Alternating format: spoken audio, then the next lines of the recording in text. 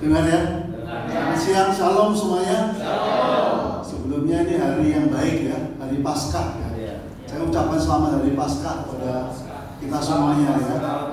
Selamat Paskah, Tuhan Yesus memberkati. Hari Paskah ini hari spesial ya, hari kebangkitan Tuhan Yesus dari kematian, yang artinya mengalahkan maut, mengalahkan mati, mengalahkan dosa, dan memberikan kepada kita jaminan yang kekal, yang pasti ya, yaitu jaminan terhadap keselamatan yang kekal dan hidup yang kekal. Puji Tuhan ya, saudara sekalian. Hari ini bicara topik tentang, saya duduk ya, sambil duduk ya kami berdua ya, tentang uang. Saya sayang tadi gamenya hadiahnya kasih duit. Harusnya kasih duit ya, uang ya. Jadi mungkin lebih suka cita mereka ya. Tapi nggak apa-apa, itu dibelinya pakai duit juga ya. Silver Queen tadi ya. Saya sebenarnya kepingin juga, tapi kok nggak dapat ya. Oke, Bapak Ibu sekalian. Jadi sedikit background tentang kami berdua. Kami itu, ini bicara tentang masalah merit enrichment ya. Merit enrichment berarti adalah suatu season, suatu sesi yang ada sambung menyambung ya. Dalam arti ini adalah bersesi-sesi ya. Nah, hari ini topiknya tentang uang. Nah, kami berdua ini kebetulan menikah pada tahun ini genap 45 tahun. Nggak mudah ya Bapak Ibu sekalian ya. Melewati 45 tahun nggak mudah ya. Dan kami berdua itu dari mulai pacaran sampai hari ini bekerja bersama-sama. Ya lebih nggak mudah lagi ya. Suami istri bekerja bersama-sama, tiap hari liatin wajah masing-masing ya, hampir 7 kali 24 jam dalam seminggu, bisa mengakibatkan kebosanan ya. Dan ini juga banyak sekali konflik yang terjadi dalam kehidupan suami istri yang bekerja bersama-sama.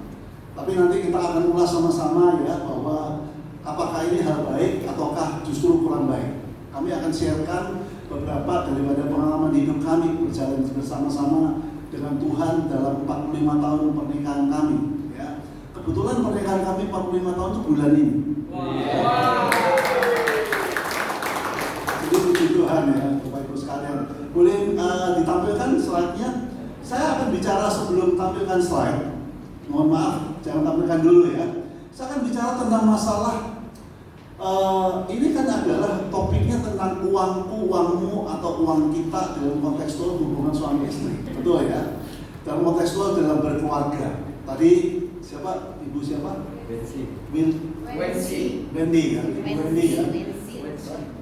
Wensi. Ibu Wensi, sorry. Maklum umur ya, karena jadi pendengaran agak berkurang juga ya. Oke. Jadi bicara tadi Ibu Wensi mengatakan, bicara tentang masalah uang adalah hal yang sensitif. Bukan hanya untuk orang-orang yang sudah dewasa, sudah menjelang tua, tapi juga bagi anak-anak yang muda. Ya. Bicara tentang masalah uang, semuanya sensitif. Jadi kadang-kadang saya mulai bertanya-tanya, apakah uang ini lebih berharga daripada Tuhan kita? Karena kalau bicara tentang masalah Tuhan, nggak sensitif ya.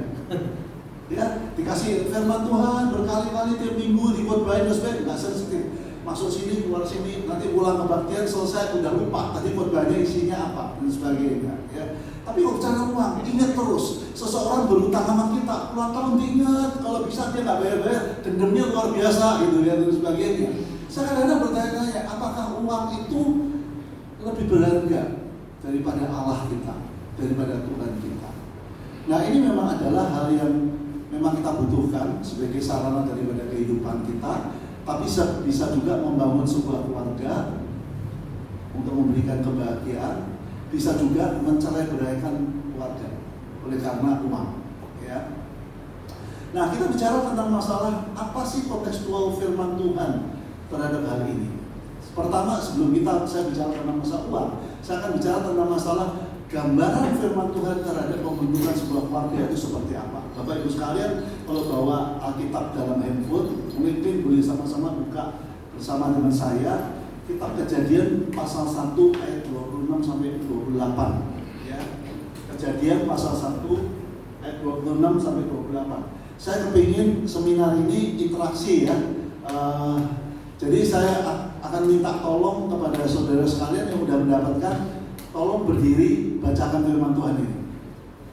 Kejadian pasal 1 ayat 26 sampai 28. Tolong bisa dibacakan, siapa yang mau volunteer? Silakan. Silakan. Berfirmanlah Allah, baiklah kita menjadikan manusia menurut gambar dan rupa kita, supaya mereka berkuasa atas ikan-ikan di laut dan burung-burung di udara, dan atas ternak dan atas seluruh bumi, dan atas segala binatang melata yang merayap di bumi. Maka Allah menciptakan manusia itu menurut gambarnya. Menurut gambar Allah diciptakannya dia, laki-laki dan perempuan diciptakannya mereka.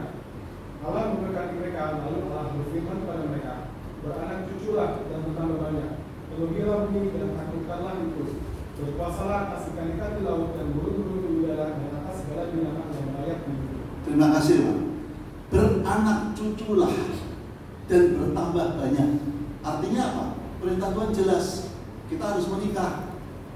Nah, tapi Rasul Paulus mengatakan, kadang-kadang ada orang yang memang didesain oleh Tuhan untuk tidak menikah secara khusus.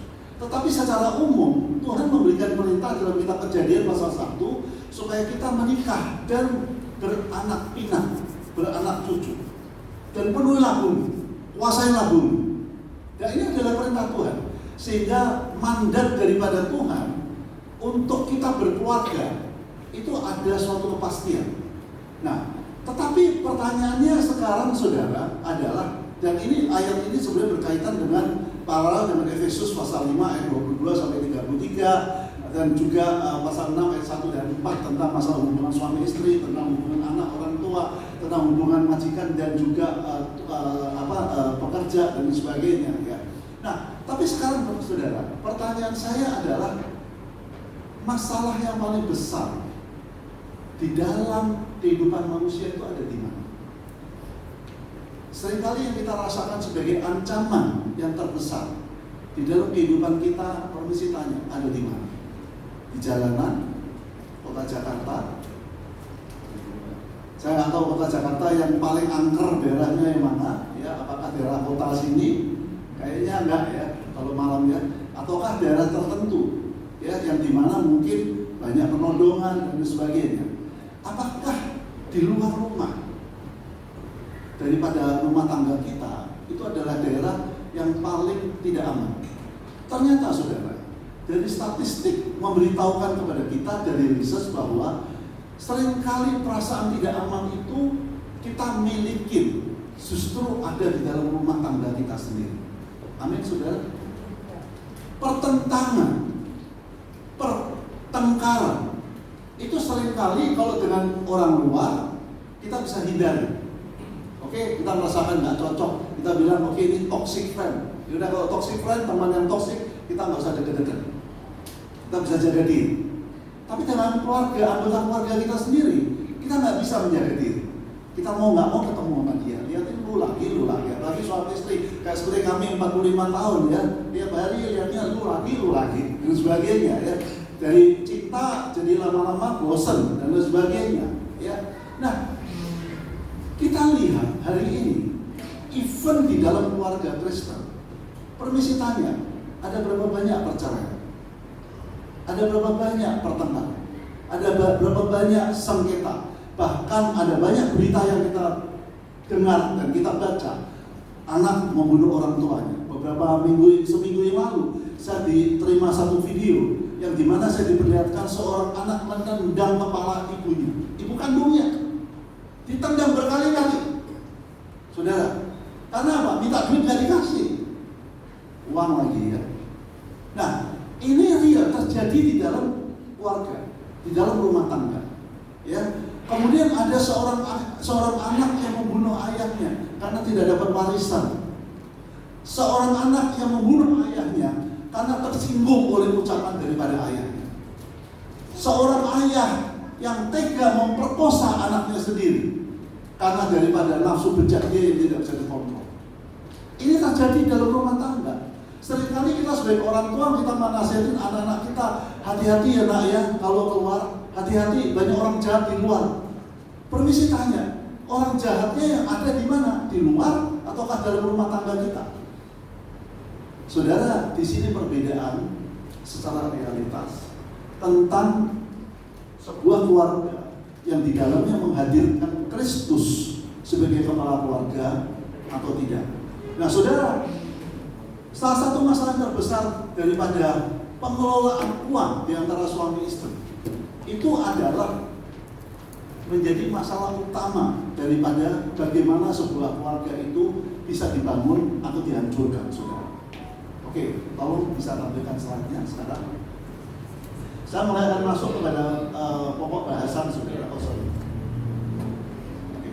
Bisa lihat nggak? Bisa baca ya. Oke. Saudara, kita akan bicara tentang masalah dasar alkitabiah daripada hubungan pasangan suami istri dalam kaitan dengan uang. Yang pertama, dasar Alkitab pernikahan adalah kesatuan, saudara. Kita membaca Alkitab mengatakan setelah menikah dalam Kejadian 2 ayat 24. Saudara nggak percaya nanti saudara catat, saudara cek lagi sendiri ya. Kalau kita baca terus mungkin waktunya nggak cukup ya. Keduanya menjadi satu daging, saudara. Di sana firman Tuhan mengatakan. Kemudian Markus pasal 10 ayat 8 mengatakan hal yang similar, saudara. Sehingga keduanya itu menjadi satu daging. Artinya apa? They are no longer two, but one. Mereka tidak lagi dua, tapi satu. Artinya apa? Apakah itu artinya secara fisik? Tidak, saudara. Yang dimaksud oleh Tuhan di sini adalah penyatuan dua pribadi yang berbeda menjadi satu. Penyatuan dua kehidupan yang berbeda menjadi satu kehidupan. Lalu permisi tanya, ada orang yang tanya, apakah artinya bahwa dua pribadi yang berbeda harus bersatu menjadi satu? Sebenarnya firman Tuhan mengatakan dan bermaksud yaitu bahwa jika memungkinkan, kita harus selalu saling melakukan adjustment satu dengan yang lainnya. Berapa lama? 10 tahun? 20 tahun? 45 tahun kayak seperti kami? Nggak cukup, saudara. Saya bilang seumur hidup. Adjustment ini harus dilakukan seumur hidup. Orang selalu mengatakan, kalau orang selalu berpikir kalau sudah menikah, pacaran, menikah, maka it's the end of story. Saudara, saya pikir itu banyak yang salah kaprah. Justru ketika pacaran menikah, that's the beginning of the story, saudara. Orang bicara tentang masalah make love, making love. Making love itu terjadi setiap hari, tidak dalam konteks seksual, saudara. Making love itu dalam konteks antara hubungan daripada suami istri, laki-laki dan wanita, setiap hari, setiap detik, setiap nafas kita di dalam hubungan kita pribadi, dalam berkomunikasi, dalam bersikap, itu adalah making love.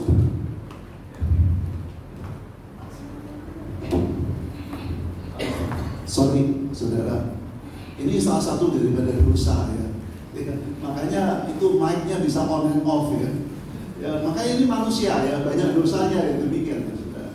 Nah, saudara, Alkitab memberitahukan kepada kita bahwa makna di dalam pengelolaan keuangan suami dan istri adalah kesatuan.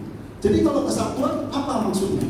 Tidak ada lagi konsep tentang uang saya dan uang kamu, saudara. Tidak lagi ada konsep tentang, nah sekarang zaman sekarang anak-anak muda, saudara, itu maunya begini. Khususnya para wanita ya. Wanita tuh pintar-pintar sekarang, saudara ya. Wanita tuh punya prinsip begini. Bilang sama suami, uangmu aku aja yang kelola. Uangmu kan uang kita. Uangmu juga uangku. Nah, kemudian dia tambahin, uangku adalah uangmu. Saudara ngerti? Jadi uangnya suami, uangnya dia. Tapi uangnya dia sendiri, bukan uangnya suami juga, saudara. Nah, ini pokok permasalahan daripada dosa. Tidak sesuai dengan apa yang firman Tuhan katakan. Pengelolaan uang suami istri yang terikat di dalam pernikahan Kristen adalah uang, tidak ada uang saya dan uang kamu. Boleh pakai ini tetap atau ya. Jadi saudara sekarang mengerti pakai sikap bahwa uang kamu, uangku, uangku, uangku. Nah, ini tidak sesuai dengan firman Tuhan, saudara. Ya. Mari kita berikan informasi kita kepada keluarga kita, saudara, dalam kehidupan kita. Ya.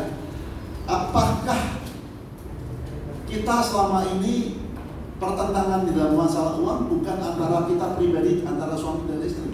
Bisa terjadi juga karena masalahnya si suami mau mendukung orang tuanya atau si istri mau mendukung orang tuanya. Lalu sikap kita gimana? Firman Tuhan mengatakan harusnya kita harus mengelola secara bersama-sama, secara transparan. Artinya apa? Bahwa kalau si suami mau memberikan orang tua harus dengan kesepakatan istri. Tidak main sembunyi-sembunyi di balik istri, saudara. Si istri ketika mau memberikan kepada orang tuanya, mau mendukung orang tuanya atau keluarganya, harusnya dengan kesepakatan dan sepengetahuan daripada si suami, saudara. Permasalahannya adalah masalah kepribadian yang tidak dipersatukan di dalam pernikahan kudus. Masing-masing membawa kepribadian masing-masing. Mereka mengatakan itu keluargaku dan itu keluargamu. Saudara percaya? Saya menikah, istri saya ini umur 6 tahun nggak punya papa, udah meninggal. Istri saya menikah sama saya, saudara jangan membicarakan di belakang ya nanti. Orang bilang itu bonek, saudara. Istri saya menikah dengan saya ketika dia usia 17 menjelang 18 tahun. Tapi saudara, saya bukan usia 40. Saya usianya juga 21 menjelang 22 tahun, saudara. Jadi kami berbeda 4 tahun, saudara. Tapi kami menikah sangat muda. Kenapa? Terpaksa. Kenapa kok terpaksa? Ambil dulu? Enggak, saudara. Enggak ada ya begitu. Karena waktu itu saya sudah melanjutkan sekolah ke Amerika. Saya mau mengajak dia untuk bersama dengan saya sekolah ke Amerika. Mamanya nggak mengizinkan kalau nggak dinikahin dulu. Jadi saya berangkat dulu setelah tunangan, saya berangkat 6 bulan. Zaman dulu nggak ada WhatsApp, saudara ya. Tulis surat, saudara. Tulis surat itu nyampainya 2 minggu dari Amerika ke Indonesia, saudara. Ke Surabaya, dulu asli orang Surabaya, saudara. Dan nggak cukup, tulis surat 10 halaman, tetap nggak cukup, saudara. Akhirnya kami berdua punya ide, udah direkam aja pakai kaset. Zaman dulu pakai kaset ya. Rekaman kaset setengah jam, nggak cukup, saudara. Ngomong sendiri nggak cukup, saudara. Rasanya kangennya itu nggak cukup dan sebagainya. Saya cuma tahan 6 bulan, saudara. Saya terbang pulang ke Indonesia. 3 bulan kemudian kami menikah. 3 hari setelah menikah saya ajak dia ke Amerika. Udah dapat blessing, udah dinikahin, saudara. Ya. Nggak bisa bilang. Mamah dia, saudara, adalah seorang janda yang seumur hidup dari usia 36 sampai meninggalnya usia 89 tidak mau menikah lagi. Ya. Dan mamah dia, saya selalu bilang kepada istri saya, di dalam waktu kami pacaran, di dalam konseptual kita berkeluarga, saya bilang, saya nggak mau kamu anggap papa mamaku adalah papa mamaku. Dan saya nggak mau aku harus menganggap mamamu adalah mertuaku. Saya bilang, papa mamaku adalah papa mamamu dan mamamu adalah mamaku. Saudara ngerti ya maksud saya? Pernikahan, saudara, khususnya di kalangan orang Chinese, dalam kontekstual kami berdua sampai hari ini kepada anak-anak kami selalu bilang kepada besan kami, pernikahan anak-anak adalah pernikahan 2 keluarga, bukan 2 pribadi. Artinya, the 2 family blended into 1. 2 keluarga menyatu. Mama saya dengan mama dia, saudara. Ya biasalah mama ya, bisa saling iri ya. Kalau kami pulang dari Amerika, pulang dari luar negeri, bawain oleh-oleh, kami belajar lama-lama, saudara. Oleh-oleh yang dibelikan harus sama. Kalau nggak sama, nanti mereka bisa saling ngomel, saudara. Kenapa? Kok dia punya lebih bagus dari punya aku? Kamu lebih cinta dia daripada aku ya, dan sebagainya. Itu kami belajar. Over period of time, saudara. Kami belajar. Ya. Nah, ini adalah penyatuan, saudara. Jadi kalau kita masih sudah menikah dan masih memiliki suatu sikap bahwa itu keluargamu, itu keluargaku, Nah, problematiknya seringkali adalah si suami takut memberitahukan istri karena istri biasanya suka ngomong dan marahin dia. Atau si istri takut memberitahukan suami kalau ngasih bantuan kepada keluarga dia karena orientasi dia adalah keluarga dia. Maka dibantu walaupun hidupnya dia dengan suaminya susah, tetap bantu keluarganya lebih dulu tanpa memprioritaskan tentang keluarga dia sendiri. Nah, ini juga namanya membabi buta. Dan nggak boleh terjadi. Prioritas utama adalah suami istri. Setelah itu kita sebut, orang bule sebutnya extended family, saudara.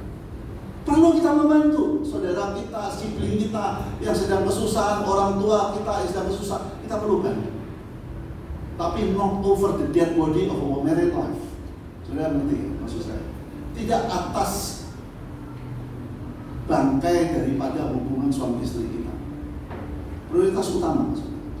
Ya, kenapa saudara? Kalau saudara membantu yang lain, kemudian keluarga saudara berantakan, tidak karuan, tidak menjadi kesaksian yang hidup, menjadi batu sandungan, saudara. Nah, maka beberapa prinsip dalam berkeluarga adalah kita harusnya aplikasi untuk berkeluarga dalam Tuhan adalah terbuka tentang penghasilan kita. Saya melihat banyak sekali suami istri hari ini menutup-nutupin penghasilan sebenarnya berapa. Si suami nggak kasih tahu istrinya. Kenapa? Istrinya kalau dapat duit, yaitu uangku. Si suami lama-lama takut. Ya, dia sembunyiin duitnya dia sendiri, saudara. Ya, ini nggak sehat, saudara. Ya, kemudian tidak menyembunyikan uang. Ada banyak suami istri yang saya lihat, si istri dapat duit daripada suaminya. Ketika suaminya mengalami problem dalam bisnis dia, si istri bilang, aku nggak punya duit, walaupun asetnya ada di mana-mana, saudara. Terus dia bilang, itu bukan duitmu. Kadang-kadang saya tanya sama si suami, itu si istri kamu duitnya dari mana? Ya dari aku lah. Dari mana? Nah, ini problematik, saudara. Ini adalah memulai perpecahan terhadap hubungan suami istri oleh karena uang, saudara. Sehingga saya tadi tanya, apakah uang itu adalah lebih tinggi daripada Tuhan, Allah kita? Lebih tinggi daripada hubungan kita berkeluarga atau tidak? Yang ketiga, yaitu tidak membuat keputusan besar sendiri. Segala keputusan bisnis harus dengan konsen bersama. Nah, di sini dibutuhkan maturity, saudara. Kedewasaan daripada dua orang. Jangan sih jadi istri ngomel terus-menerus. Kalau suami gagal, dibilangin kamu nggak usah makan kan? Ya, kalau kamu gagal, itu nggak bijak, saudara. Mohon maaf, itu nggak bijak.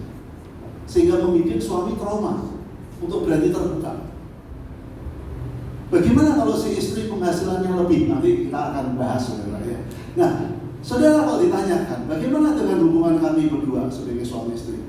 Kami bersyukur kepada Tuhan dari mulai awal pernikahan kami sampai hari ini. Kami tidak pernah menutup terhadap konsep-konsep di dalam pengelolaan keuangan. Kami selama ini, nggak apa-apa ya saudara, nggak usah ya. Dengar ya suara saya ya. Oke. Biasanya suara saya cempreng banget ya. Oke. Kami berdua selalu memakai suatu konsep bahwa uangmu adalah uang kita, uangku adalah uang kita bersama-sama. Saudara percaya nggak? Kalau dibilangin saya memimpin sebuah grup perusahaan. Kemarin ditanyain hari Kamis saya sebagai narasumber juga di gereja kami. Kemudian ada pertanyaan pekerjaannya apa? Saya sungkan kadang-kadang. Saya bilang kami berbisnis di bidang digital teknologi selama 41 tahun, 42 tahun. Tapi di luar itu kami juga punya tambang batu bara, kami punya macam-macam. Ya, nah kalau ditanyain duitnya ada berapa sih? Ya puji Tuhan, Tuhan mencukupin. Tapi saudara percaya nggak? Setiap bulan, awal bulan, kami sepakat. Istri saya memberikan saya uang jajan. Sampai hari ini, saudara. Sudah berpuluh-puluh tahun. Kami itu berdua sepakat di dalam pengelolaan keuangan. Kami bilang, ini duit kita bersama-sama, tanggung jawab kita bersama-sama. Kalau kita overspending, maka tidak menjadi kesaksian hidup bagi kita.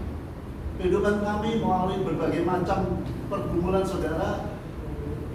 Ada masa periode di mana terus terang saya pribadi merasakan berdosa sekali, yaitu apa? Kami hidup dengan cara yang berfoya-foya, hedonis. Dulu kalau kami berpergian ke luar negeri kemana-mana, naik pesawatnya selalu first class atau business class dengan anak. Saya merasakan berdosa. Saudara, saya tuh mungkin niru Pak Tong ya, pasti Tong. Pasti Tong itu juga suka koleksi arloji, arloji yang branded macam-macam. Dan beliau kalau udah punya, beliau cari duplikatnya, replikanya yang dipakai yang replikanya. Kebetulan saya cukup kenal baik dengan Pak Tong sehingga saya tahu kebiasaan dia. Nah saya juga punya koleksi arloji. Zaman dulu setiap kali kemana-mana lihat arloji bagus dibeli, nggak peduli tentang masalah harganya berapa.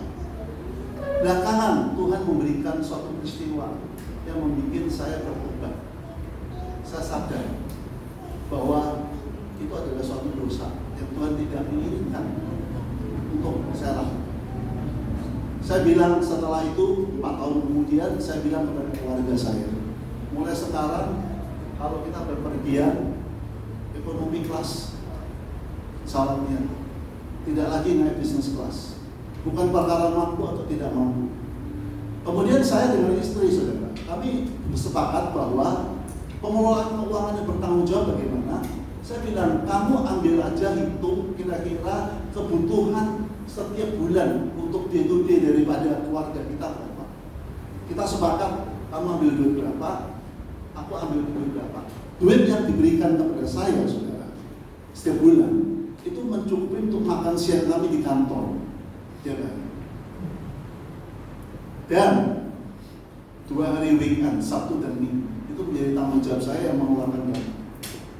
Kami punya kartu kredit yang limitnya cukup besar saudara, dan bisa aja dipakai, ya saya aja terus menerus atau di-tap aja terus menerus. Tapi kami sepakat itu adalah perbuatan yang tidak bertanggung jawab di dalam pengelolaan keuangan, dan kami hentikan sejak tahun 2010 sampai sekarang, sudah 16 tahun. Dan saya bilang, kamu berikan aku aja belanja setiap bulannya sekian untuk mencakup Senin sampai Jumat makan siang kita di kantor, karena kami satu kantor saudara. Dan weekend bersama dengan anak-anak sesuai dengan nilai tertentu yang boleh kita sepakat. Jadi setiap bulan saudara, saya menerima uang belanja daripada istri. Jadi istri saya adalah bos saya saudara. Nah, istri saya juga hidup dengan bertanggung jawab. Dia mengambil uang, dia mengelola uang besar sekali, tapi dia, makanya ini saya bilang saudara, perlu seorang pasangan yang sejajar di mata Tuhan dan boleh jujur dan dipercaya. Seluruh uang perusahaan saudara, saya nggak pernah tanda tangan, saya nggak pernah ngeluarin duit di perusahaan saudara. Yang ngeluarin duit dia bersama direksi keuangan kami. Saya nggak tahu, laporan keuangan memang diberikan kepada saya setiap bulannya daripada perusahaan. Tapi laporan keuangan yang begitu kompleks, meneliti satu-satu, mata juga makin makin pedes saudara. Jadi biasanya ya udah percaya aja kan, percaya aja. Bayangkan kalau pasangan hidup saudara tidak bisa dipercaya. Ambil 10% aja setiap bulan, dikeluarkan sendiri. What is going to be happen? Jumlahnya bisa besar saudara, bisa miliaran saudara. Ya, dan itu bicara tentang masalah trust. Jadi ini adalah tentang masalah hubungan suami istri. Kami selama ini bertanggung jawab. Saudara tahu nggak? Kami mengeluarkan, tadi saya mengatakan tentang uang belanja. Saudara tahu nggak? Uang makan siang kami berdua itu cuma bicara tentang masalah berapa ratus ribu rupiah, bukan jutaan. Kenapa? Kami memang sengaja sepakat supaya kami memakai uang yang Tuhan percayakan kepada kami secara bertanggung jawab, tidak seenak model sendiri. Silakan. Oke. Next. Yang berikutnya. Oke, kedua.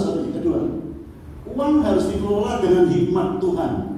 tidak menentang kekayaan, tetapi menuntut pengelolaan yang baik, saudara. Ya.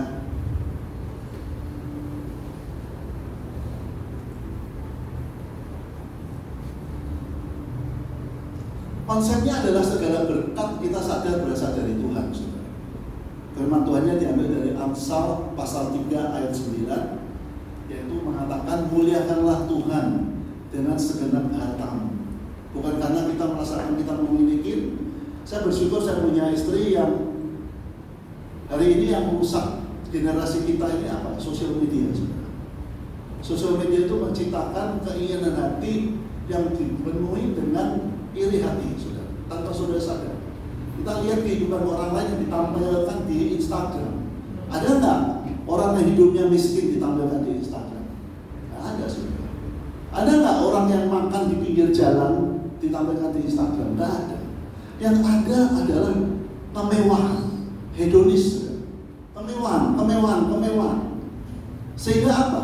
Dia mau menunjukkan kepada orang bahwa dia mampu. Sehingga tanpa sadar kita terseret di antara para wanita, saudara, itu di seluruh dunia. Itu kalau standar tas yang paling mahal itu apa? Hermes, ya. Betul ya. Istri saya punya Hermes, diberikan kepada orang lain, saudara. Saya bersyukur bahwa istri saya tidak memiliki, mungkin keinginan ada ya, tapi terkontrol. Saudara, tidak memiliki keinginan yang gila-gilaan kemudian melaksanakan itu. Tapi bukan berarti nggak punya, saudara. Mohon maaf, istri saya tasnya mungkin ada 100 biji, saudara. Ya, tetapi tidak dengan Hermes, itu masa lalu. Makanya tadi saya bilang, saya punya arloji, koleksi arloji. Istri saya punya koleksi tas, saudara. Ya, dan macam-macam. Tetapi kami hanya perlukan untuk kami pakai untuk kegiatan sehari-hari. Perlu diingat bahwa sebagai orang bisnis, kalau kita tampil dengan kondisi yang memuaskan, saudara, maka orang bisnis bilang kita nggak bisa percaya kepada kamu. This is the world, saudara. This is the reality, gitu. Ini adalah realitas dalam dunia, saudara. Orang melihat siapa kita sehingga mau berbisnis dengan kita. Ya. Orang mau melihat siapa kita dan mau bergaul dengan kita. Yang kedua, Efesus pasal 5:21, yaitu saling merendahkan diri, bukan saling meninggikan diri, saudara.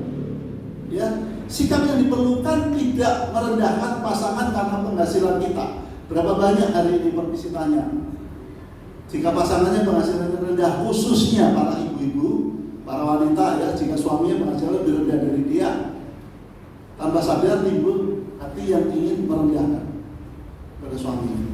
Omongan suaminya sebagai kepala rumah tangga, kepala keluarga, tidak lagi digubris, ya saudara, ya. Tidak bersikap dominan di dalam uang. Artinya apa? Uang itu sebagai sarana, bukan sebagai hal utama. Saudara ingat firman Tuhan yang mengatakan, yang menceritakan tentang orang kaya yang mengatakan setelah mengisi seluruh lumbung dia penuh, dia bilang, hai jiwaku, berpuaslah dirimu dan bolehlah engkau beristirahat hari ini. Tuhan ambil nyawanya dia, saudara. Dan what is the use for? Apa gunanya terhadap harta yang ditumpuk? Mohon maaf, saudara, hari ini harusnya mata jasmani dan mata rohani kita terbuka bahwa uang bukan jaminan kita hidup panjang. Uang bukan jaminan kita hidup bahagia. Uang bukan jaminan kita hidup sehat, saudara. Kemarin saya baru melihat satu orang teman bekas ketua majelis GKI Mangga Besar yang istrinya meninggal, kaya raya, saudara.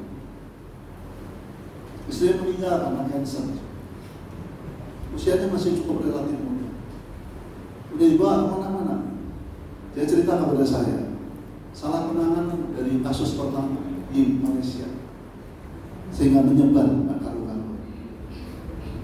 Bisa bayar pengobatan? Bisa. Sembuh? Tidak merupakan jaminan. Uang hanya sebagai sarana. Tanpa uang, apakah kita masih tetap bisa melanjutkan hidup? Saudara mohon maaf ya, kalau saudara hari ini kita negara-negara maju, nggak usah maju saudara. Saudara ke China, saudara melihat orang-orang China 20-30 tahun yang lalu. Saya masih ingat pak saya ketika pulang ke kampung halaman dia. Pak saya berasal dari China, saudara ya. Pulang ke kampung halaman dia di Xiamen, saudara. Dan dia cerita kepada kami, dulu mereka tuh makan bubur satu mangkok, saudara. Itu lauknya hanya satu lembar caipo, saudara. Tahu caipo ya? Caipo lobang yang dikeringkan, saudara. Ya, sambil makan gigit satu mangkok. Sekarang malah di China, saudara bisa melihat, hampir semua kota di China begitu maju. Saya berpikir, China sekarang lebih maju dari Indonesia. Dari mana? Kemudian saya berpikir, orang-orang di Indonesia, mohon maaf, yang hidupnya sangat miskin. Kenapa ya kok tubuhnya sehat-sehat? Bukan hanya orang-orang yang hidupnya kaya yang hidupnya sehat-sehat. Banyak dari mereka, kami punya pelayanan di tempat pembuangan sampah akhir di Bantar Gebang, saudara, selama 14 tahun. Pada waktu COVID, saudara percaya nggak ada satu orang pun di sana yang kena COVID sepanjang 3 tahun. Tidak ada satu orang pun. Kami melayani 7.000 kepala keluarga di sana dan mendirikan komunitas center. Tidak ada seorang pun yang kena COVID, saudara. Jadi artinya apa? Uang bukan segala-galanya, saudara. Seorang suami harusnya tidak merasa terancam jika istri berpenghasilan lebih dan tetap bertanggung jawab sebagai pemimpin keluarga. Di sini masalah karakter. Seorang istri harusnya menghormati suami dan tidak menggunakan uang sebagai alat untuk melakukan dominasi dalam keluarga. Saudara, suami istri harusnya tidak malas-malasan. Hari ini saudara, saya mengenal banyak anak muda yang bilang kepada saya begini. Sebenarnya firman Tuhan itu mengatakan dalam Alkitab bahwa wanita itu nggak usah bekerja. Suami bertanggung jawab untuk membiayai kehidupan istri dia. Omongan ini saya setiap kali mendengarkan orang bicara seperti ini, saya merasa tertantang. Kemudian saya coba research. Firman Tuhan itu ngomongnya seperti apa? Saya kaget, saudara. Firman Tuhan sudah buka nanti di Amsal pasal 31 ayat 13 sampai 27. Amsal 31 ayat 13 sampai 27. Di sana dikatakan zaman dahulu istri itu banyak yang bekerja, suaminya tidak bekerja. Istri itu sebagai breadwinner daripada family, saudara. Ya, dan itu dipuji-puji oleh firman Tuhan, saudara. Di dalam firman Tuhan, saudara bisa melihat tentang masalah Titus pasal 2 ayat 4 dan 5, dan juga tentang bekerja dengan kedua tangan kita sendiri di 1 Tesalonika pasal 4 ayat 11. Tidak ada satupun firman Tuhan yang mengatakan seorang wanita atau seorang istri tidak perlu bekerja. Tapi memang firman Tuhan juga tidak seutuhnya mengencourage bahwa seorang wanita atau seorang istri harus bekerja. Harusnya dibagi. Karena pekerjaan istri, kalau dia tidak bekerja di luar rumah, dia bekerja dengan dalam menata rumah tangganya, mendidik anak-anak dia, mempersiapkan buat suami dia ketika dia pulang dari pekerjaan dia dan kondisi lelah dan capek. Saudara, bukan artinya hari ini kita kenal istilah di antara kalangan orang muda adalah banyak wanita yang pengen menjadi seorang. Yaitu apa? Dia mau menjadi dalam tanda kutip majikan atas suami. Dia yang memakai duit suaminya dipergunakan untuk berfoya-foya. Kalau ditanya kenapa kami memiliki konsep itu? Nah, teman-temanku itu semuanya hidupnya seperti itu. Nah, ini masalah pengaruh teman. Sampai akhirnya saya bilang, sorry, teman-temanmu itu adalah anak-anak Tuhan yang benar-benar takut kepada Tuhan atau tidak? Sorry ya tanya, berarti sih tanya. Teman-temanmu itu menjalankan firman Tuhan atau tidak? Memakai firman Tuhan sebagai guidance dalam kehidupan dia atau tidak? jelas teman-temannya tidak menganggap firman Tuhan sebagai otoritas tertinggi di dalam kehidupan. Jadi kalau begitu tidak bisa disandingkan antara kita sebagai anak-anak Tuhan dalam kontekstul pengelolaan terhadap keuangan dengan yang bukan anak-anak Tuhan. Saudara, yang kelima, menghindari konflik karena uang. Banyak pernikahan yang hari ini gagal dan rusak karena masalah keuangan. Saudara bisa lihat di dalam 1 Timotius pasal 6 ayat 10, yaitu cinta uang adalah akal segala kejahatan. Ya, ini firman Tuhan jelas sekali menunjukkan dengan keras. Kalau saudara kita menempatkan uang sebagai alat utama dan kita mencintai uang lebih daripada kita mencintai terhadap firman Tuhan, maka kita sebenarnya sedang menumbuhkan akar kejahatan dalam kehidupan kita pribadi lepas kita. No wonder kalau family seperti ini, saudara, family-nya berantakan. Mohon maaf, karena dasar daripada family ini dibangun bukan kepada firman Tuhan, tapi dasarnya kepada akar kejahatan di dalam uang. Jelas, saudara, ya.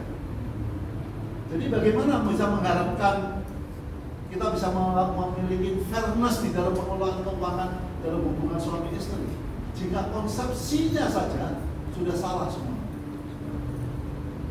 Transparansi dalam penggunaan uang, tadi saya katakan, sudah berkali-kali saya katakan, sangat penting di dalam hubungan suami istri, di dalam akuntabilitas terhadap uang. Pengelolaan keuangan saya dengan istri selama 45 tahun lebih, bahkan selama 48 tahun, kami pacaran 3 tahun, 45 tahun menikah, 48 tahun kami mulai pacaran, saudara, sampai hari ini kami telah terapkan akuntabilitas yang transparan. Tidak ada saya menyembunyikan uang di balik dia, dan saya percaya tidak ada uang satupun yang dia sembunyikan tanpa saya ketahui yang dia kelola. Kalau demikian, saudara tidak bisa mempercayai, mohon maaf, saudara sedang tidur dengan siapa malam ini. Saudara tidak tahu apakah itu musuh dalam selimut ataukah itu soulmate, saudara. Berbahaya sekali. Dan ini semua perlu dibangun, saudara, step by step, selangkah demi selangkah. Kepercayaan perlu dibangun, saudara. Tidak bisa over the night langsung kemudian terjadi. Saya melihat, mohon maaf, saya melihat banyak suami yang hidupnya depres, tertekan oleh kelakuan istri. Kami berdua seringkali ngobrol. Kenapa? Karena melakukan pembiaran dari awal. Saya termasuk suami yang disiplin, saudara. Mungkin orang bisa menganggap saya keras, dalam arti kerasnya artinya keras disiplin, bukan keras asal ya, saudara. Keras disiplin. Saya disiplin dalam mendisiplinkan banyak hal. Istri saya bukan orang yang disiplin, saudara. Tetapi karena terbiasa hidup bersama dengan saya yang disiplin dan memberikan contoh apa yang saya minta dia kerjakan, saya kerjakan, maka dia ikut menjadi disiplin. Nah, ini penting sekali, saudara. Ini masalah tentang masalah karakter behavior, saudara, yang harus kita miliki. Bagaimana seorang suami minta dihormati oleh istri jika dia tidak memiliki karakter yang bisa dihormati? Jika dia hanya mengatakan, mengkritik, tapi dia sendiri tidak bisa melakukan, itu namanya nggak sinkron, saudara. Efesus pasal 5 mengatakan suami adalah kepala daripada istri. Tapi istri, saudara, tidak diciptakan dari tulang kepala, tidak diciptakan dari tulang leher, dari tulang rusuk, saudara. Artinya apa? Sejajar dengan suami. Jadi seorang istri harusnya tidak menjadi kepala suami, tapi menjadi companions daripada suami. Tapi seorang suami kepala, kalau kepalanya bocah, saudara, sorry ya, nggak berguna, yang gimana keluarga ini mau dipimpin oleh siapa? Ya biarkan istri yang memimpin lah kalau begitu. Rela-rela lah kamu. memimpin, tidak boleh kemudian semena-mena. Karena apa? Harus diingat bahwa sebuah keluarga yang telah dikuduskan dalam pernikahan kudus, dia no longer two but one, tidak lagi kedua tapi satu. Kepala ultimate dalam keluarga itu siapa saudara? Kristus. Saudara suami, saudara sedang mewakili Kristus untuk memimpin keluarga itu. Maka saya selalu bilang dalam gereja kami bahwa gereja ini berdiri dari gereja-gereja kecil. Gereja-gereja kecil itu siapa? Gereja-gereja kecil itu yaitu rumah tangga yang ada di dalam keanggotaan gereja. Jika rumah tangga yang ada dalam keanggotaan gereja berantakan, maka gereja itu juga akan berantakan. Yang keenam, kita harus memiliki visi keuangan keluarga, yaitu keluarga yang harus memiliki tujuan di dalam penggunaan keuangan. Pengkhotbah pasal 4 ayat 9. Di sana dikatakan berdua lebih baik daripada satu. Saya bersyukur kepada Tuhan saudara bahwa Tuhan memberikan saya istri yang tadinya dia bilang gini, harusnya istri itu nggak usah kerja. Saya bilang siapa yang menentukan istri nggak usah kerja? Saya kadang-kadang juga feel sorry saudara kepada istri saya bahwa dia harus terus-menerus mendampingi dari mulai pernikahan kami hari pertama sampai hari ini di dalam pekerjaan. Dia sempat dulu diminta untuk jadi kepala wilayah sebuah perbankan di sebuah provinsi. Tapi saya bilang, ngapain kamu mau ikut orang menjadi kepala wilayah di perbankan tersebut? Kenapa nggak kita doing together bersama-sama? Kenapa saudara? Banyak pekerjaan yang saya tidak mampu lakukan. Saya ini adalah planner dan thinker. Saya itu adalah orang yang membuat strategi planning di dalam saudara. Tapi eksekusioner perlu orang. Saya perlu dia sebagai pengeksekusi. Tanpa dia, saudara bayangkan apa yang akan terjadi. Bisa punya direksi, tapi mana direksi yang menjadi soulmate? Bisa dipercaya 100%, saudara. Ya. Nah, jadi di dalam pengelolaan risiko keuangan seperti tadi saya ceritakan, kami berdua menerapkan konseptual budget yang berimbang. Yaitu berapa yang kamu ambil untuk spending untuk kebutuhan ini, toh sisanya duit kita bersama-sama, nggak lari kemana-mana. Berapa yang aku pegang, berapa yang kamu pegang. Itu yang kami terapkan. Pemakaian kartu kredit, banyak orang ketika di restoran melihat habis bayar tag kartu kredit, saya keluarkan dari dompet saya, cash saya berikan kepada dia. Saya cerita saudara, istri saya beda dengan saya yang sebagainya. Dia different still ya, walaupun 45 tahun. Orang berpikir, kok saya bayar kepada istri saya? Saya bilang ini disiplin budget. Duit yang tadi dipakai kartu kredit itu, duitnya udah di tangan saya. Saya harus kembalikan kemana? Bukan ke dia, ke dalam buku bank bersama-sama. Saudara, saya appreciate 1000% sama dia. Dia setiap hari Jumat tanpa saya minta membuat laporan pembukuan.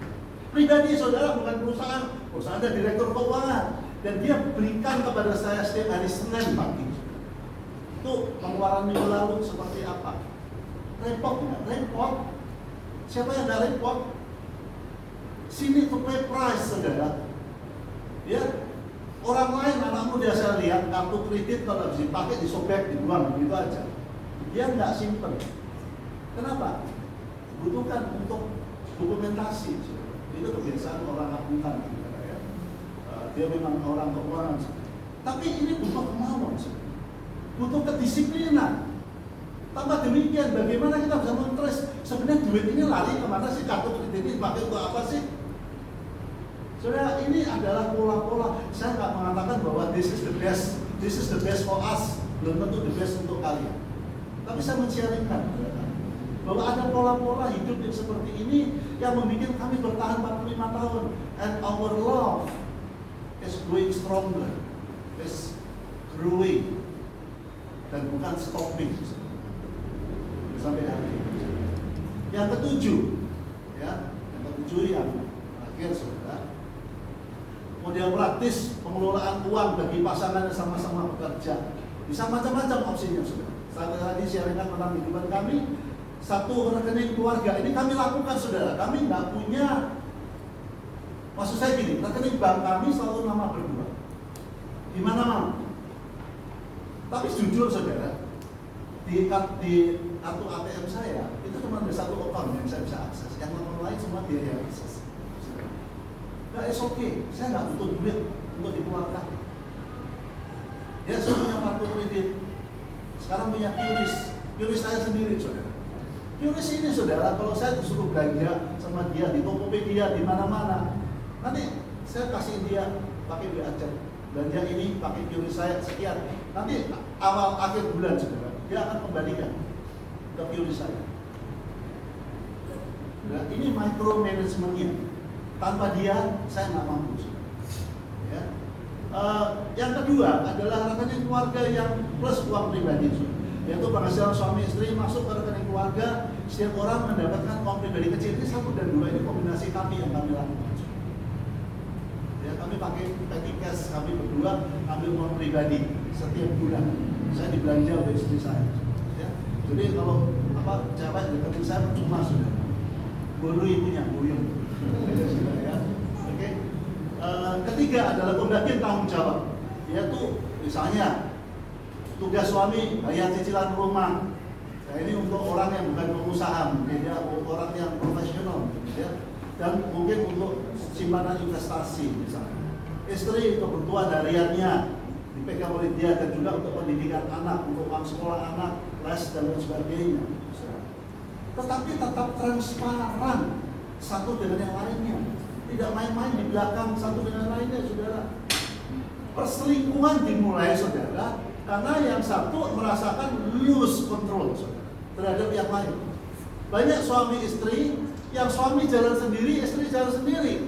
Suami ketemu orang yang baru, lebih appearance-nya, ya, siapa yang nggak tambah tua sih, saudara ya? Semua tambah tua, saudara ya. Dulu kitanya waktu masih muda, cakep-cakep, ganteng-ganteng, ayu-ayu, saudara, cantik-cantik. Makanya cuma makin nggak ganteng, makin nggak ayu, saudara.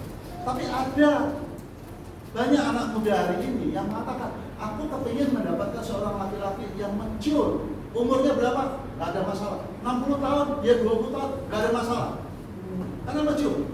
Nah, ini karena apa kesempatan ini ada, saudara? Karena mereka jalan sendiri. Ketika mereka bersama-sama, saudara, saya bilang 50% ini chances untuk ini tertutup. Saudara ingat Tuhan Yesus mengatakan bahwa roh itu menurun, tapi daging itu lemah. Jadi jangan kita membawa diri kita ke dalam temptation, ke dalam percobaan. Ya. Yang paling akhir adalah suatu saran, saudara, sikap hati harus dimiliki oleh pasangan, kejujuran, kerendahan hati, rasa syukur, kesatuan visi, dan above all, mengutamakan Tuhan.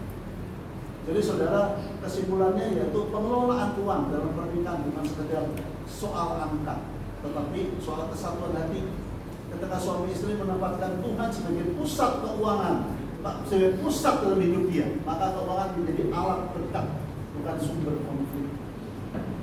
Oleh sebab itu, apabila kita menginginkan keluarga yang kokoh dan melayani Allah, kita harus kembali pada hal yang dasar ini, yaitu menghadirkan Tuhan di tengah keluarga, yang dibuktikan dengan adanya kesediaan untuk menaatin Tuhan, dan bagaimana juga dalam perasaan dan keadaan kita. Saya akan tutup, saudara. Hari ini hari Paskah.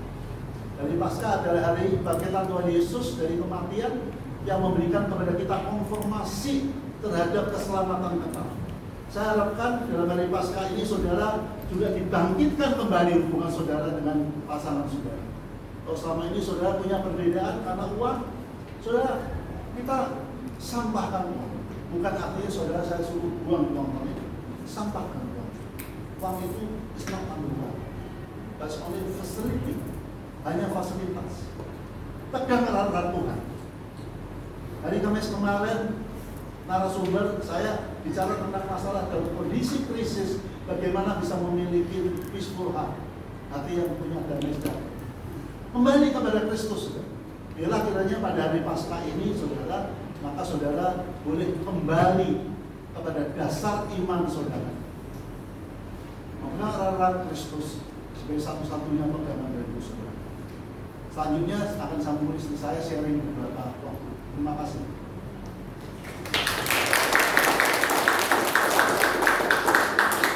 Selamat siang Bapak dan Ibu sekalian. Suara saya.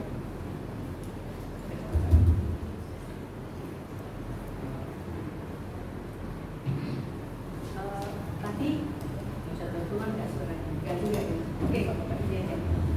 Tadi suami sudah menyampaikan banyak hal, sebenarnya sudah merangkum semuanya hampir. Saya cuma mau nambah sedikit. Tadi sudah disampaikan juga, tapi saya mau ada ice breaking, yaitu tentang plesetan. Saya yakin ini disenangi oleh ibu-ibu yang hafal. Kita katakan bersama, yang tidak hafal, ya sama-sama pelan-pelan kita hafalkan. Kita hafalkan. Boleh bawa pulang, boleh nggak bawa pulang, tapi kalau secara alkitabiah nggak boleh bawa pulang, hanya di sini saja gitu. Tapi saya senang plesetan ini, yaitu uang suami, uang saya, uang saya, uang saya. Nah, ibu-ibu mau ulang lagi supaya lebih hafal. Uang suami, uang saya, uang saya, uang saya. Nah, nggak boleh ya sebenarnya ya. Tadi udah diterangkan panjang lebar, kok masih 2 kali diulangkan, nggak boleh ya. Nah, anak saya waktu saya forwardkan flyer tentang acara ini, dia malah mengatakan begini, uang kami. Nah, saya bilang uang kami, uangnya siapa? Uang anak, uang suaminya dia, uang anaknya dia. Jadi apa? Uang kita menjadi uangnya anak, uang menantu, uang cucu. Wah, lebih parah lagi ya gitu ya. Nah, zaman memang ya ini plesetan, tapi kadang-kadang ada orang yang senang juga begitu ya. Uang orang tua ya uang saya ya. Nah, saya pernah bertemu dengan seorang ibu mengatakan gini, kalau kamu punya uang, jangan dipinjamkan kepada suamimu, nanti pasti nggak balik. Mungkin dia melihat wajah saya agak kaget, dia sambung lagi, loh yang mengatakan ini adalah teman kita juga, si Ibu A mengatakan hal yang sama, kalau punya uang jangan pinjamkan ke suami, pasti tidak balik. Nah, kenapa saya agak terkejut? Karena ibu-ibu ini adalah ibu-ibu yang aktif di komisi wanita. Makanya saya tadi tanya, ibu dari mana komisi wanita? Salah satunya malah pengurus KW.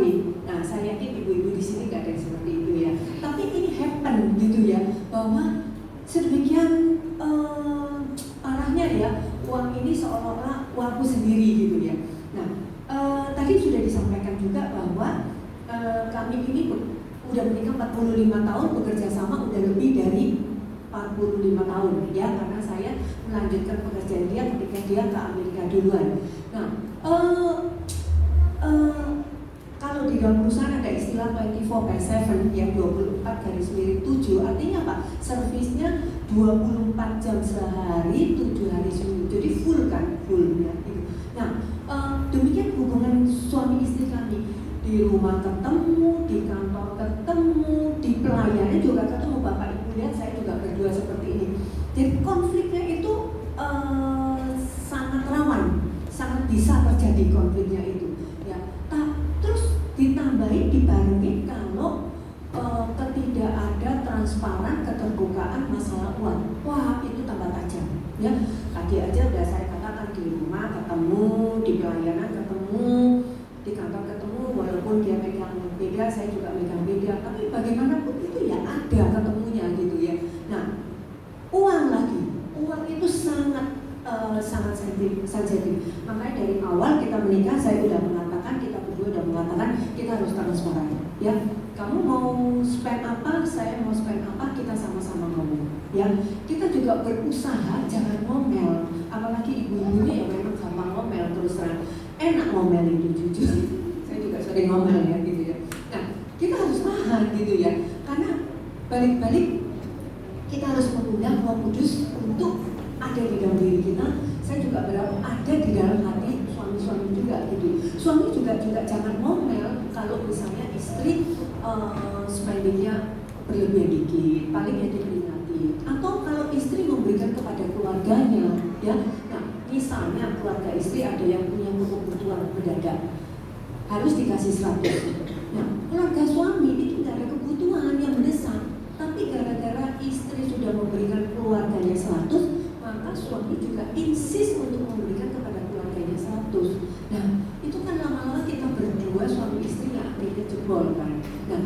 suami istri itu bukan saingan. Ingat waktu kita pertama kali pacaran kan kita jatuh cinta, saling mencintai. Nah, kenapa setelah berumah tangga, setelah bertahun-tahun kayak seolah-olah saingan? Oh, lu begini, gue juga harus begini, dan seterusnya.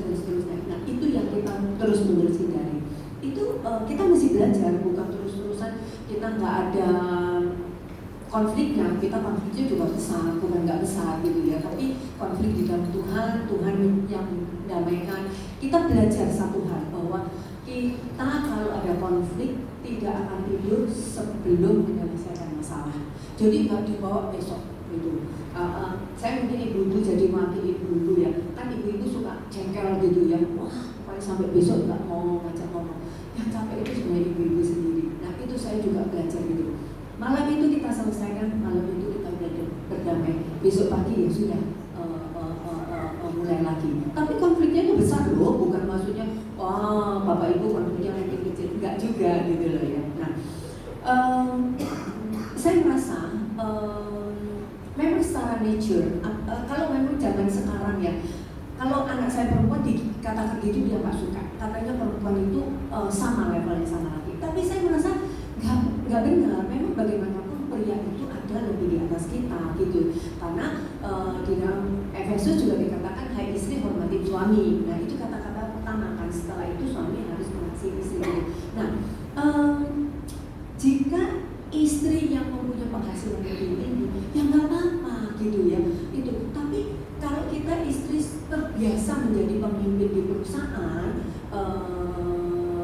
janganlah sikap kebiasaan otomatis merintah ini merintah itu, oh anak buahnya banyak dibawa pulang lah gitu ya. Terus merintah ini merintah itu, nyuruh ini nyuruh itu kepada suami. Kayaknya mungkin ada baiknya jangan, kalau bisa, kalau nggak bisa jangan dia dikurangi dikit-dikit gitu ya. Karena suami itu pride-nya tinggi, jujur suami itu pride-nya tinggi, gengsinya tinggi. Lebih baik ngomongnya di manis-manisin, yang penting duitnya datang ya. Ini saya mata duitan terus jadi dari tadi bicara duit ya. Nah, demikian pula istri mungkin kalau yang membantu di toko ya, membantu di perusahaan, mungkin istri merasa saya kerjanya banyak. Nah, juga nggak bisa terlalu menonjolkan diri kalau kita kerjanya terlalu banyak dibandingkan suami. Jujur, saya tuh kerjanya banyak detailnya. Mungkin saya memang orang mikro ya. Saya itu udah, makanya saya udah nggak mau ngomong banyak kerjaan saya itu di operational juga, di keuangan juga ya. Tapi jujur kalau saya top berhari-hari suami diem, perusahaan nggak bergerak, saya juga lama-lama nggak ada kerjaan, jujur ya. Jadi memang motornya bagaimanapun dia gitu, motornya bagaimanapun suami. Nah saya tidak tahu bagaimana dengan ibu-ibu di sini. Mungkin ibu-ibu membantu suami-suami di toko juga begitu. Mungkin kayaknya oh suaminya agak relax ya, bagian cuma pembelian. Kalau pembelian kan sekali beli juga banyak. Sedangkan kalau yang jaga toko setiap hari itu jaga toko, melayani customer kan. Jadi sibuknya bukan main mencatat ini. Tapi jangan salah, suami-suami juga kalau tidak mendapatkan barang yang lebih murah maka tokonya kan nggak hidup. Nah kira-kira begitu. Nah jangan lupa juga suami-suami juga harus menghargai ibu-ibu, istri-istri yang sudah bekerja keras ya.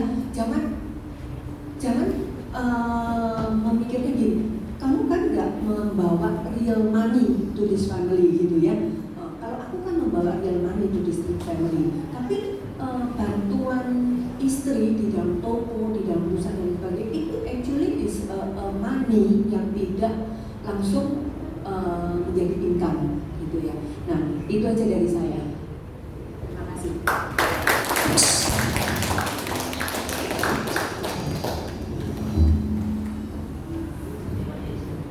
Tes. Ya, mari kembali memberi aplaus kepada Pak Bati dan teman-teman. Terima kasih untuk materi yang luar biasa pada siang hari ini telah dibawakan bagi kita. Kita buka tanya jawab ya. Bagi Bapak Ibu yang mau bertanya boleh? Ada? Oh ada. Oke, silakan. Selamat siang Pak, selamat siang Bu. Sungguh kami berterima kasih atas segala apa yang telah disampaikan pada siang hari ini semua sudah akademik.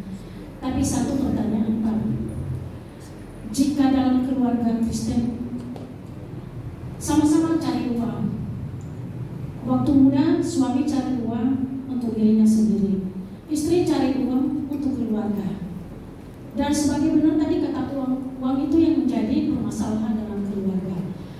Dan sampai saat ini mungkin keluarga tidak ada kedamaian bagi apa. Padahal kita kan anak Tuhan ya. Jadi solusinya bagaimana Pak? Mengatasi kekerasan hati itu supaya bisa jadi lebih.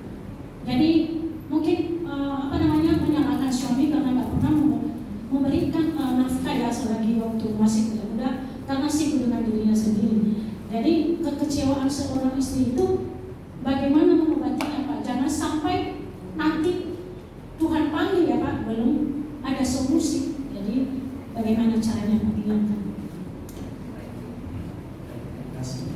Jawab langsung. Ya, silakan. Bu, sorry Bu, nanti agak kurang jelas. Ibu bilang maksudnya masalahnya adalah suami cari duit untuk dirinya sendiri, istri cari duit untuk keluarga. Berarti duitnya suami dapat dipakai untuk dia sendiri. Suami udah di dalam Tuhan belum? Ya, ada setengah dalam Belum ya? mungkin hidup anak Tuhan juga Pak. Tapi ya Tapi sekarang belum bayar lagi tersesat Bu ya? Iya, lagi tersesat. ya. Silakan. Kalau saya ini realitas hidup ya, bukan diada-adakan, tapi sudah menikah. Nggak bisa mengatakan kalau gitu udah kita pisah aja. Ya. Tapi jawaban saya adalah jawaban yang klise, tapi itu sangat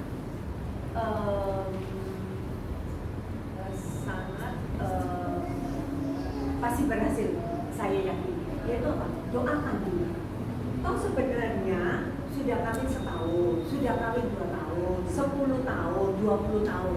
Ibu atau kita semua di sini tahan dengan keadaan seperti itu kan? Nah, ketika kita dalam kondisi waktu 10 atau 20 tahun sudah tidak kuat, minta kekuatan bersama. Nah, saya yakin dan percaya keadaan seperti itu ketika kita sabar, ketika kita praktek, ketika kita doakan, suami pasti pelan tapi pasti bisa luluh. Karena saya pernah melihat suami-suami yang kayak begini, mereka itu luluh.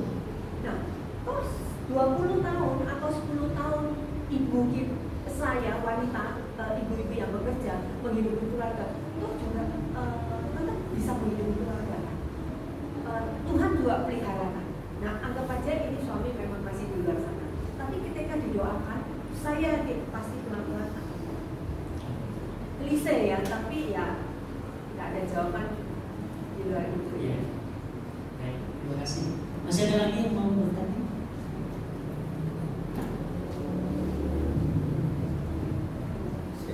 Oh, silakan. Ya, saya Andre Pak David. Kalau saya melihat ya sebetulnya bahaya sosial media. Saya rasa teman-teman di sini yang sudah berkeluarga mempunyai komitmen yang tinggi terhadap pernikahan yang kudus ya. Tapi memang saya melihat banyak keluarga yang saya lihat juga banyak menghadapi cobaan karena sosial media. Banyak manusia pasangan juga berubah karena sosial media. Kenapa? Karena ya contohlah, saya misalkan saya punya akun, punya teman 1.500. Saya lihat teman saya yang pertama jalan-jalan hari ini, terus besokannya teman yang kedua jalan-jalan hari ini. Selama setahun saya lihat teman-teman saya jalan-jalan semua. Padahal realitanya kan satu orang cuma sekali doang dalam 1 tahun, tapi kan kita melihatnya 1.500 jalan-jalan, otak kita terangsang untuk ini kok gue ini jalan-jalan dulu, kenapa gue nggak jalan-jalan, kan seperti itu. Nah itu yang saya lihat bahayanya sosial media, karena godaan-godaan ini yang membuat kita mau nggak mau memaksakan diri juga untuk ikut jalan-jalan. Nah seperti itu. Balik lagi, saya lihat sosial media ini sebetulnya seperti pisau ya, kita tinggal mau pakai untuk apa. maksudnya mungkin gadget ya, kita mau pakai untuk apa, mau untuk mengembangkan diri atau untuk hal yang lain. Karena balik lagi penguasaan diri itu yang penting. Kalau kita nggak bisa menguasai diri, terus yang kita lihat juga godaan-godaan, ya otomatis sekuat-kuatnya kita pun kita akan masuk juga dalam cobaan-cobaan tersebut. Nah itu yang saya lihat, apalagi melihat kondisi sekarang ekonomi setiap keluarga juga menghadapi pasang surut.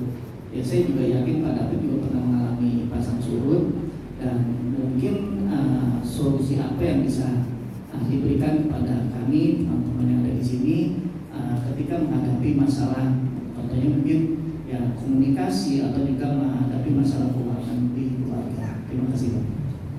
Iya, oke, thank you Pak. Saya coba bantu jawab. Itu masalahnya masalah kontrol diri.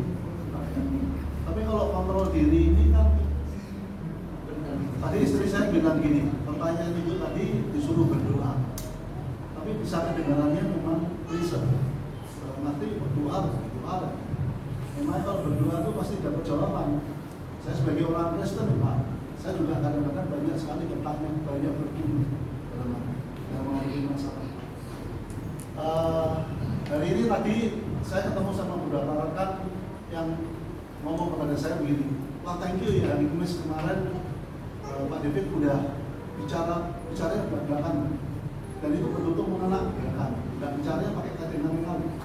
Saya bilang gini Pak, problematiknya kekristenan ini jangan digrill kepada, kalau saya pribadi Pak, saya di gereja saya terkenal sekali Pak, saya orangnya bicara apa adanya. Saya bilang kekristenan ini nggak bisa dalam satu level yang sudah kepada masalah dibawanya lagi dalam konteks teologi terus-menerus. Karena nggak semua orang punya iman yang sama, nggak semua orang punya level iman yang sama, nggak semua orang punya level hubungan yang sama antara pribadi dia dengan Tuhan. Bapak suruh orang ateis untuk bilang aku percaya pada Yesus, aku berdoa pada dia bilang apa-apaan itu nggak perlu.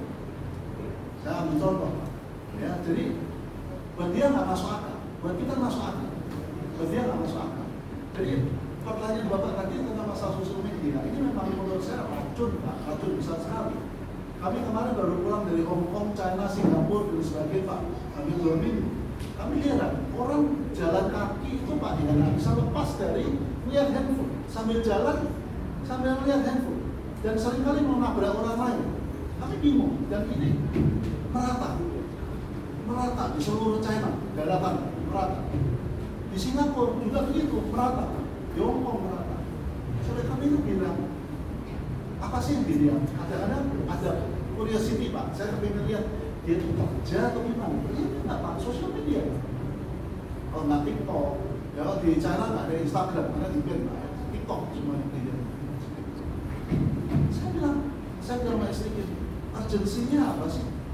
Sambil jalan kaki, sambil lari pagi, melihatin handphone terus-menerus. Nah, balik lagi kepada masalah, kalau menurut saya Pak, kecuali doa, tapi kalau bilang tentang doa, saya bilang, Bapak bilang kepada teman Bapak, doa nggak supaya kamu jangan, mohon maaf, jangan kesetanan lihat sosial media. Dia bilang, kamu nggak ngerti apa asiknya lihat sosial media. Bapak mungkin akan jawab begitu.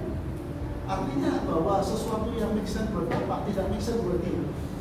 Makanya ketika ada orang yang mengatakan kepada saya bahwa semua teman-temanku hidupnya itu wanita nggak bekerja, Pak, dia bilang, wanita itu yang menghabiskan memakai duitnya suami. Saya tanya, lama-lama saya tanya gini, teman-teman kamu itu di dalam Tuhan? Nah kalau enggak, saya bilang, saya ngomongin kamu tentang masalah kontekstual firman Tuhan kan juga percuma, nggak kena dan sebagainya. Dia bilang, dia terdiam, dia bilang, iya sih, 90% enggak. Nah kalau begitu, saya bilang nggak relevan kan? Saya ngomong begitu. Kalau saya katakan begini Pak, kalau ini secara pribadi Pak, saya mau, kalau ini saya punya sahabat yang demikian, saya akan bilang begini, bahwa nomor satu Pak, secara logika, apa sih kepentingannya terus-menerus lihat? Satu, kedua, yang jelas adalah hati kita di-drive terus-menerus terhadap apa? Jealousy, iri hati, ya kan? Iri hati ini kan racun, ya kan? Permisi tanya, tadi Bapak bilang, yang pergi sambut, tapi yang dilihat 1.500 kepala keluarga. Jadi ada 1.500 event yang berbeda. Seolah dianggap Bapak lama-lama kan terpengaruh, 1.500 orang semuanya pergi, gila. Cuma 2 aja yang nggak bisa pergi, itu sebagainya kan, gitu kan. Nah, sekarang permisi tanya Pak, siapa orang yang paling kaya di Indonesia ada Pak? Kalau saya di dunia ada Pak?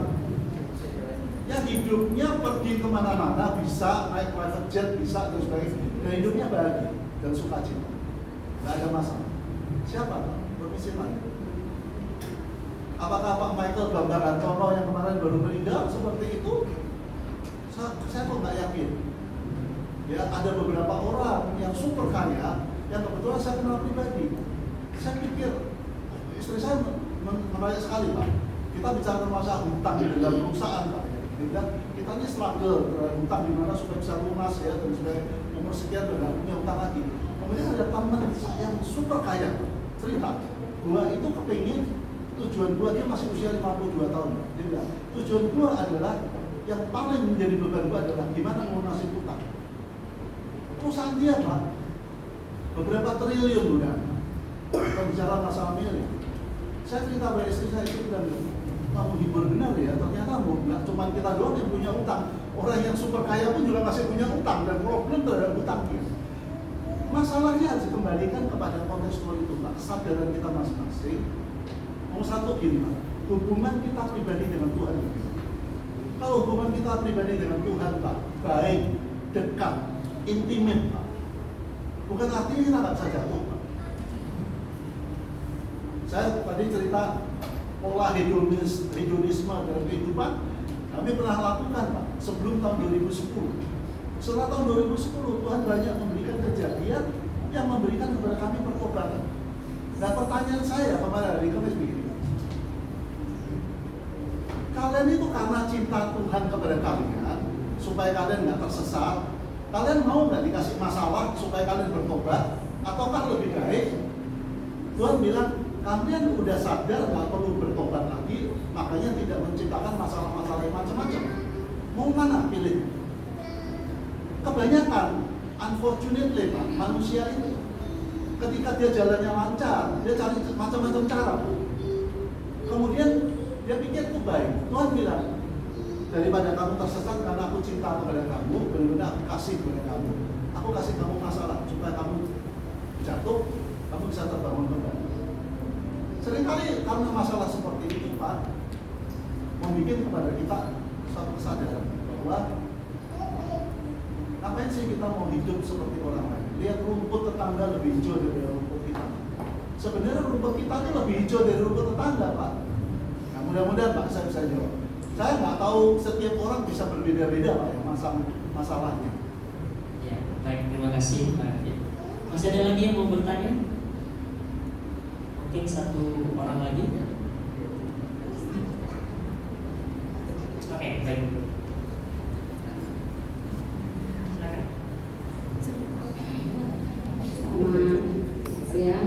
Saya Ibu Edo, ibu 2 anak yang saya juga tanya sesuai tema kita hari ini. Flashback ke belakang, saya sebelum menikah, saya ibu 2 anak tidak berpenghasilan. Tapi sebelum saya menikah, saya sekolah, saya membiayai diri saya sendiri. Setelah saya menikah, bertemu dengan suami saya, kami memutuskan untuk saya tidak bekerja dan menjadi ibu rumah tangga. Dia sebelum kami menikah, dia sudah berjanji untuk dia akan memenuhi semua kebutuhan saya. Dan puji Tuhan, apa yang dia katakan setelah kami menikah semua terlaksana. Yang menjadi pertanyaan saya, gimana seorang suami dia seperti uangnya uang kita, kalau buat dia uangnya untuk istri, untuk anak-anak, bahkan semua apa yang dilakukan istrinya, anaknya dia akan upayakan. Tapi untuk diri dia sendiri, kayak untuk dia sendiri itu kayak dia memendam. Itu apa menjadi? Saya ingin bertanya,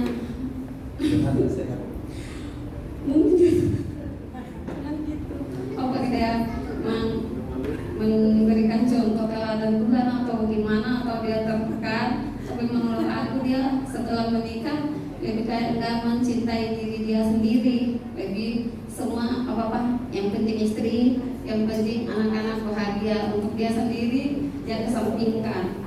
Contoh simpelnya kayak anaknya mau les ini dia akan iakan, istrinya mau apa aja pasti dia iakan, tapi untuk diri dia sendiri bahkan untuk mau makan siang di kantor aja, papa nggak butuh mau makan siang, papa mau bekal aja, kayak gitu. Itu gimana ya Pak? Terima kasih. Itu kayak Tuhan Yesus.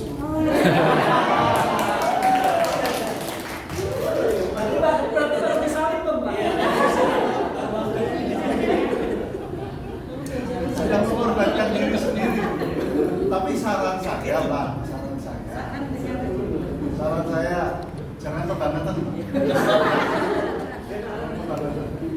Karena firman Tuhan mengatakan bahwa kalau kita tidak bisa menyayangi diri kita sendiri, maka bagaimana sebenarnya kita bisa menyayangi orang lain? Bapak sebagai anak Tuhan, sebagai milik Tuhan, maka Bapak bertanggung jawab kepada Tuhan. Bapak mencintai keluarga, istri, anak-anak, super.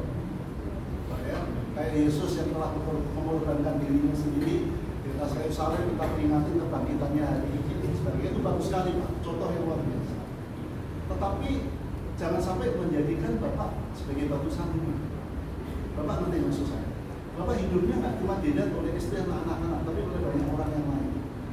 Kalau kemudian orang lain melihat Bapak itu suffering, ya mungkin Bapak tidak menunjukkan Bapak itu menderita, tapi dianggap mereka kemudian dan juga bisa menjadi temptation dalam arti percobaan. Karena mungkin banyak wanita yang kemudian mau ngejar Bapak, karena dianggapin suami yang baik, laki-laki yang luar biasa yang baiknya dan sebagainya. Tapi ada yang menganggap Bapak itu menjadi seseorang yang dianggap remeh oleh orang lain. Kenapa? Karena Bapak semuanya kan di luar tampilannya kan mirip semuanya. Untungnya saya lihat masih ganteng gitu ya. Oke ya dan sebagainya. Jadi maksud saya Pak, bahwa kita ini adalah baik Tuhan dalam kehidupan kita, dalam diri kita. Kita juga harus menjaga the honor of ourselves, yaitu tentang harga daripada diri kita. Kita nggak boleh berlebihan, taruh harga diri kita terlalu tinggi, kemudian menjadi sombong, menjadi semena-mena, tapi juga nggak boleh terlalu rendah, pas aja. Ya, Bapak memenuhi apa yang memang harus menjadi hal yang harus Bapak kerjakan sebagai seorang suami yang baik, sebagai seorang ayah yang baik, tapi Bapak juga bertanggung jawab supaya Bapak punya pribadi sendiri juga. Nah itu saran saya. Lanjutkan Pak, tapi mudah-mudahan Tuhan kasih Bapak berkat lebih ya. Sehingga, ya. Oke, baik. Mungkin ada satu lagi kali. Oke, silakan. Kalau misalnya suami yang bolos, terus akhirnya kan saya nih berusaha untuk, kita tahu nih boros nih, jadi saya berpikir ini akan sendiri yang tidak diketahui misalnya sama suami, itu salah apa enggak? Tapi kalau apa memang ada jalan lain gitu untuk supaya ya bisa terbuka kan, selama ini kalau bisa terbuka takutnya lu ada duit nih gitu loh ya kan, kayak gitu. Pertanyaan itu sebenarnya sampai ada di mana kalau suami suka berjudi, kan begitu kan ya? Suami suka berjudi, duitnya istri, duitnya keluarga semua diambil untuk berjudi. Lalu sikap istri gimana? Apakah memberikan terus-menerus, bunuh diri? Dalam arti gini, siapakah kami ini bisa memberitahukan itu bahwa harus begini, harus begini? Itu cuma perlu wisdom dari Tuhan, perlu hikmah bijaksana. Kalau ibu tanya harusnya gimana? Didoakan. Saya punya istilah didoakan, ya, supaya dia bertobat. Kalau dia tidak mengalami pertobatan dalam sikap dia, ya memang mungkin itu diperlukan untuk memiliki hikmah bijaksana untuk tidak terlalu terbuka. Karena itu punya tanggung jawab terhadap anak-anak, terhadap keluarga, biaya keluarga, dan sebagainya. Ya. Jadi artinya transparan yang tadi saya sampaikan adalah jika di dalam kondisi dua belah pihak sama-sama punya komitmen yang sama. Nggak bisa sepihak. Keluarga ini dibentuk berdasarkan dua, jadi satu, bukan satu sendiri, gitu ya. Nah ini kalau ibu ini kan berjalan seolah-olah dua, tapi jalannya masing-masing. Mami ibu tidak concern tentang masalah keluarga, tentang masalah kebutuhan keluarga. Ini realita kehidupan. Ya. Pertanyaan saya tadi, kalau suami ibu mohon maaf, kalau suka gambling gimana? Mau diberikan dong? Bunuh diri. Mohon maaf. Kalau suami ibu suka ke night club, ya kan? Saya nggak ngerti berfoya-foya itu apa, cuma makan aja, beli pakaian aja atau apa, atau suka ke night club, kasih kepada wanita-wanita yang nggak baik dan sebagainya. Gimana? Itu ada konsekuensi yang lain. Jadi makanya menurut saya, satu saran saya Bu itu berdoa, memohon hikmah bijaksana Tuhan. Ibu doakan suami. Kami berdua percaya kepada puasa doa. Doa puasa, ya. Doa puasa mohon benar-benar kepada Tuhan. Karena saya percaya bahwa orang itu seberapapun jahatnya dalam hati pikiran diri ada di dalam kendali Tuhan. Tuhan kalau mau merubah dia, hilang juga. Orang yang baiknya apa? Kalau tidak di dalam kendali Tuhan, bisa melakukan segala macam kejahatan. Itu saya lakukan. Doa saya tiap pagi dan malam adalah mendoakan orang-orang yang bermaksud jahat kepada kami keluarga. Saya bilang saya percaya beriman kepada Tuhan, mampu Tuhan lebih daripada mampu untuk merubah hati pikiran supaya menanggalkan kejahatan. Ibu tolong berdoa khusus. Tidak cukup cuma berdoa yang biasa, bayar harga lebih. Banyak orang yang suaminya atau istrinya tidak mau percaya kepada Tuhan. Ibu percaya kepada keajaiban Tuhan, kemampuan Tuhan. Ibu doakan supaya Tuhan memenangkan hati pikiran jiwa dia untuk boleh menerima Kristus. Nah sekarang kalau saya bilang ibu berdoa, ibu nggak beriman, dia percuma Bu. Ibu doanya kan jadinya cuma narasi biasa aja, nggak akan mengalami kejadian apapun. Itu yang saya bisa katakan. Mungkin mengaku. Cukup ya. Dan apa? Ya. Baik, mengingat waktu ya teman-teman, jadi kita akan akhiri seminar kita pada siang hari ini karena sudah start tadi dari jam 12, sekarang jam 1:30, jadi 1,5 jam ya, lebih dikit. Nah sebelum kita akan akhiri untuk berdoa, sekali lagi berikan aplaus buat terima kasih pelatih sudah menyampaikan materi bagi kita yang sangat bermanfaat ya, bagi kita yang sudah berkeluarga. Bagaimana kita bisa mengelola keuangan ya, bukan uangku gitu ya, bukan uang tapi uang kita sama-sama gitu ya. Nah rekan-rekan ke bulan Februari kemarin saya ada pengumuman bahwa di tahun ini kita ada retreat gitu ya, dan setelah kita